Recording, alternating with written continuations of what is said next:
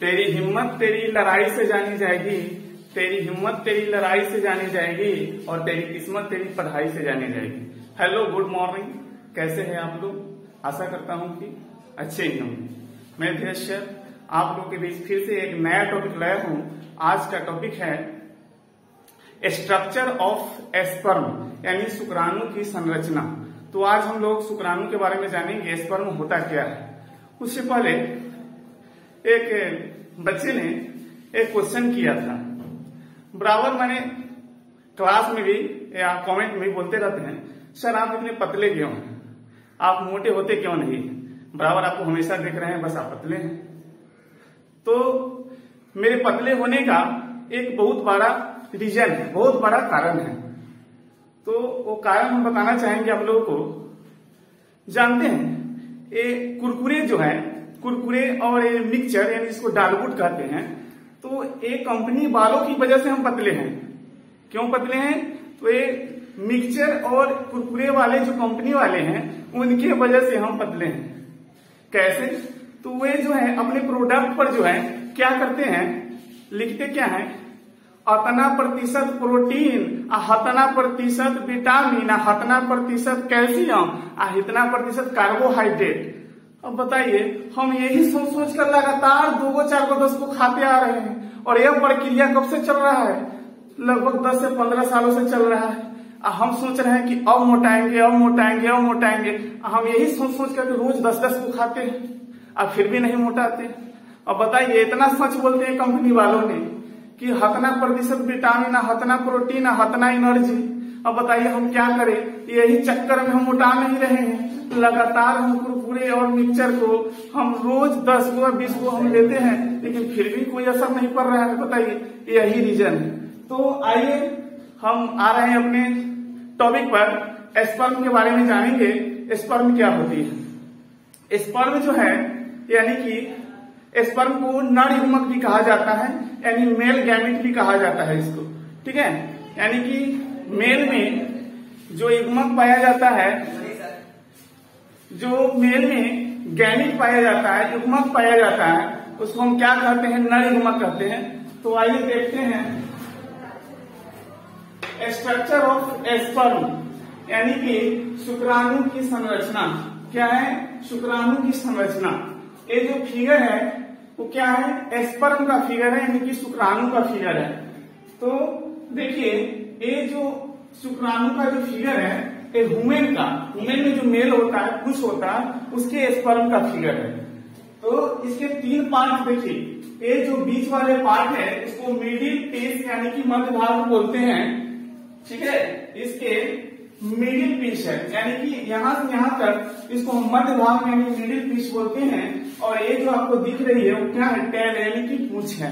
ठीक है, और ये जो है यहाँ जो दिख रही है वो हेड यानी कि सिर है। और ये जो दिख रही है वो क्या है? नेक यानी गर्दन यानी ग्रीवा बोल सकते हैं। और इसके बीच में ये जो दिख रही है वो क्या है? केंद्रक यानी कि न्यूक्लियस है। क्या है?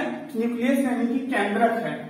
और इसके ऊपर एक कैप की, जस्ट लाइक कैप, यानी कि कैप की तरह, यानी टोपी की तरह माथे पर एक संरचना होती है जिसको हम एक्रोसोम कहते हैं। क्या कहते हैं? एक्रोसोम कहते हैं। और ये जो दिख रही है बहुत सारी क्या है? माइटोकॉन्ड्रिया है। क्या है? माइटोकॉन्ड्रिया। माइटोकॉन्ड्रिया क्या करती है? इसको ऊर्जा देने का, स्पर्म को ऊर्जा देने का काम करती है। ठीक है, माइटोकॉन्ड्रिया का क्या काम है? स्पर्म को, शुक्राणु को ऊर्जा देने का, एनर्जी देने का काम करती है। और एक पूंछ है, अगर आपसे पूछा जाए कि बताइए स्पर्म में, शुक्राणु में जो है सबसे बड़ा भाग, सबसे बड़ा पार्ट कौन होता है? तो पूंछ होती है सबसे बड़ा पार्ट। ठीक है, सबसे लंबा पार्ट कौन है? यानी सबसे लंबी पार्ट पूंछ होती है। और ये जो स्पर्म जो है क्या होता है? चलनशील यानी गतिशील होता है। क्यों? क्योंकि ये गति करता है अपने स्थान से। जैसे फीमेल के पास पहुंचता है ना, स्पर्म फीमेल के पास पहुंचता है। ठीक है, तो ये गति करता है तब तो पहुंचता है। ठीक है, लेकिन कल अगले वीडियो में, हम पिछले वीडियो में बताए थे कि ओवम जो होती है, यानी अंडाणु, वो क्या होती है? गतिहीन होती है, अपनी ही जगह पे रहती है। लेकिन स्पर्म गतिहीन नहीं होती है, गतिशील होती है, चलनशील होती है। क्योंकि चलनशील नहीं होगा तो फिर फीमेल के पास कैसे जाएगा? ठीक है, तो ये गति करता है, तैरता है। किसकी सहायता से? तो पूंछ की सहायता से ये गमन करता है। ठीक है, ये स्पर्म जो है, शुक्राणु, ये गमनशील होता है, गतिशील होता है, ये अपनी पूंछ की सहायता से, कैल की सहायता से गमन करता है। ठीक है, और बता देते हैं स्पर्म यानी कि शुक्राणु गतिशील होता है, बता चुके हैं, और इसकी सबसे लंबा भाग जो होता है पूंछ होता है, और लगभग स्पर्म बनने की प्रक्रिया जो है यानी कि बॉयज में यानी कि लड़कों में स्पर्म का निर्माण जो है, फॉर्मेशन जो है लगभग 14 वर्ष की उम्र से स्टार्ट हो जाती है। ऐसा बात नहीं कि सबको 14 वर्ष में होता है, वो बॉयज टू बॉयज से मैंने डिपेंड करता है, बट वो मैंने एस्टिमेट लगाया गया है कि 14 वर्ष की एज हो जाती है बॉयज का, तो जो होता है क्या स्पर्म का फॉर्मेशन होने लगता है। ठीक है, ऐसे सबको जरूरी नहीं है कि 14 वर्ष में होगा, पहले भी हो सकता है। ठीक है, तो ये क्या है, इसको हम लोग मेल गैमीट यानी नर युग्मक भी कहते हैं। तो ये क्या होती है, स्पर्म जो होता है फर्टिलाइजेशन के लिए जो होता है फीमेल की अंडाणु के पास जाती है और फर्टिलाइजेशन की क्रिया करती है। तो सब स्पर्म फर्टिलाइजेशन की क्रिया नहीं कर पाती है, क्योंकि सब स्पर्म जो होता है स्ट्रॉन्ग नहीं होता है, उसमें एक बाहुबली होता है, स्ट्रॉन्ग होता है, जो बहुत सारी कठिनाइयों का सामना करना पड़ता है। जैसे पिछले वीडियो में बताए थे कि अंडाणु में बहुत सारे परत होते हैं, झिल्ली होते हैं, तो सबको पार करना पड़ता है शुक्राणु को, स्पर्म को, तो सब पार नहीं कर पाता है, सब नष्ट हो जाते हैं। जो स्ट्रांग होता है, बाहुबली होता है अपने आप में, वही जाकर के सारा रास्ता को पार करके और अंडाणु से मिलन कर लेता है। ठीक है, तो स्ट्रांग होगा वही कर पाएगा, सब नहीं कर पाएगा। और जो स्पर्म है वो स्पर्म का निर्माण कहाँ होता है जानते हैं, तो मेल के टेस्टिस में होता है, यानी कि वृषण में। तो मेल का जो टेस्टिस होता है वृषण, उसी में स्पर्म का फॉर्मेशन होता है। ठीक है, याद रखिए।